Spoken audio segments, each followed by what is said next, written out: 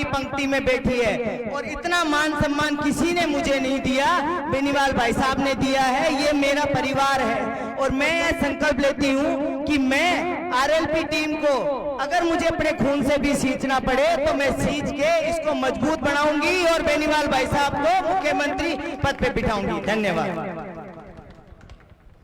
अब राजस्थान की परंपरा रही है अतिथि देवो भव। अब प्रिया जी मेघवाल का स्वागत करेंगी महिला शक्ति की प्रतीक बहन माया जी।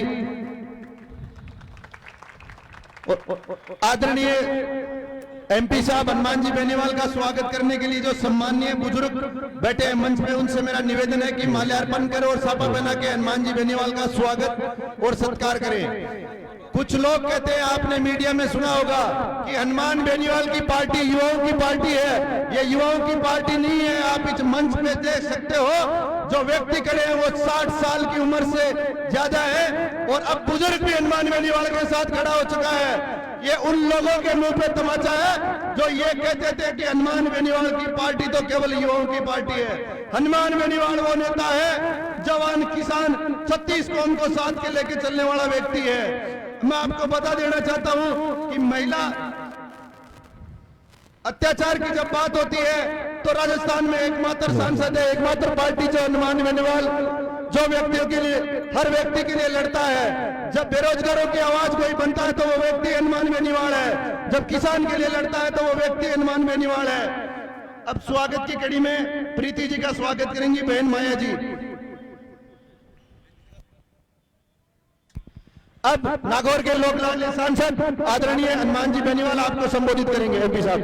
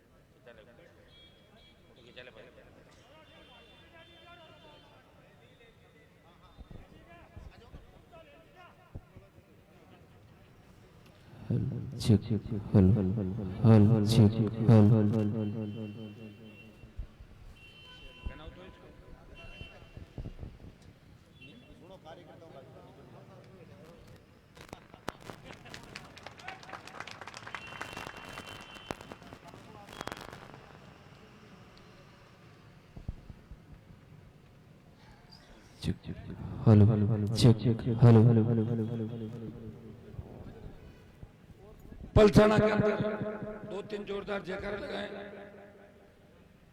जय बोले खाटू श्याम धनी की, जय बोले सालासर दरबार की, जय बोले तयाजी महाराज की, जय बोले रामसा पीर की।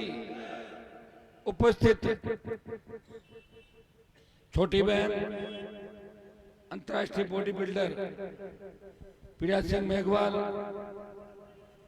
जिला अध्यक्ष महेंद्र जी, यहाँ की तमाम टीम मुकेश, दिनेश, नारायण और सारी जो राष्ट्रीय लोकतांत्रिक पार्टी का परिवार है, समस्त रालोपा परिवार, उपस्थित मौजूद बुजुर्गों, नौजवान साथियों, मेरे छोटे भाई।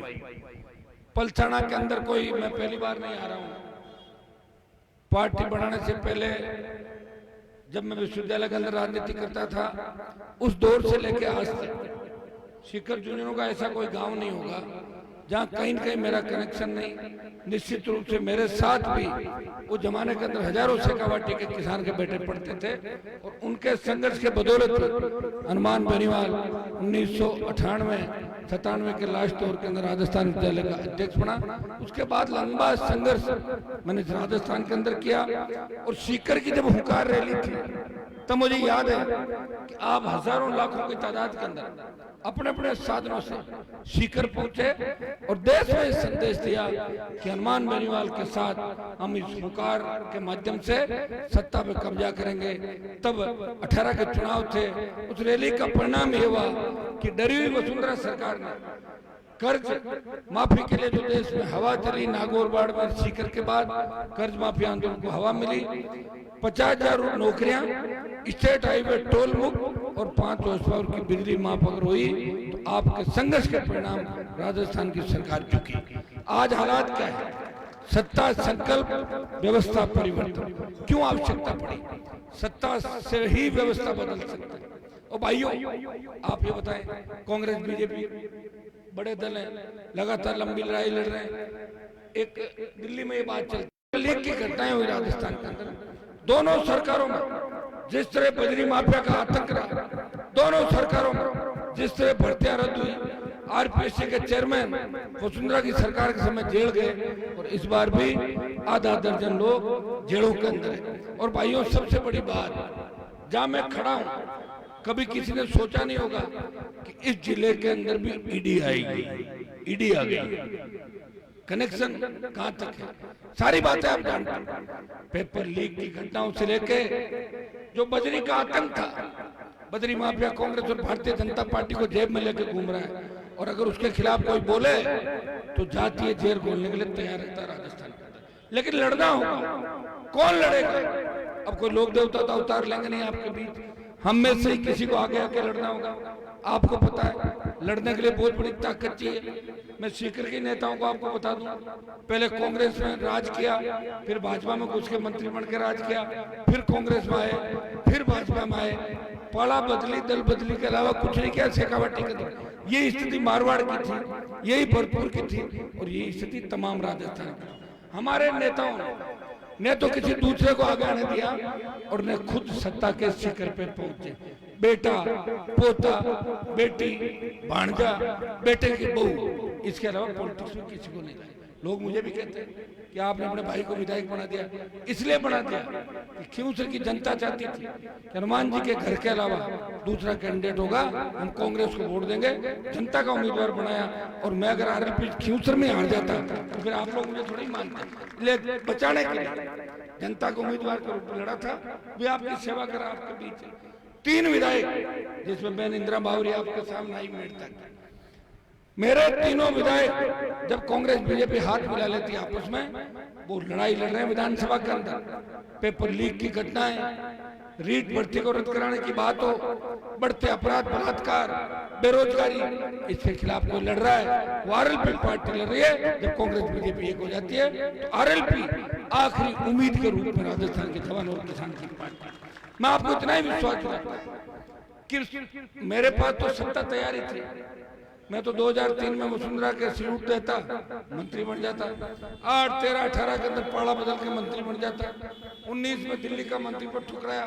जब देश के अंदर तीनों कृषि बिलों के खिलाफ आंदोलन चल रहा था, तब हरियाणा, यूपी, दिल्ली, पंजाब के नेताओं ने मेरे से बात की और ये कहा, हनुमान जी आप अगर मोदी को छोड़ दो और NH8 दिल्ली गुजरात का जो जयपुर का कनेक्शन, अगर आप इसको जाम कर दो और मोदी को छोड़ दो तो किसान आंदोलन को बहुत बड़ी ऊर्जा मिलेगी।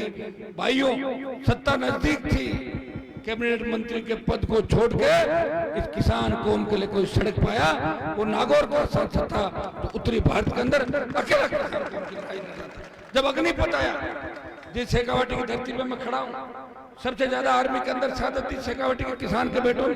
62, 65, 71 काल की लड़ाई या आजाद हिंद फौज, सुभाष चंद्र बोस की आजाद हिंद फौज के अंदर भी शेखावाटी के किसान के बेटे अंग्रेजों के जमाने के अंदर लड़ाई लड़ा करते थे।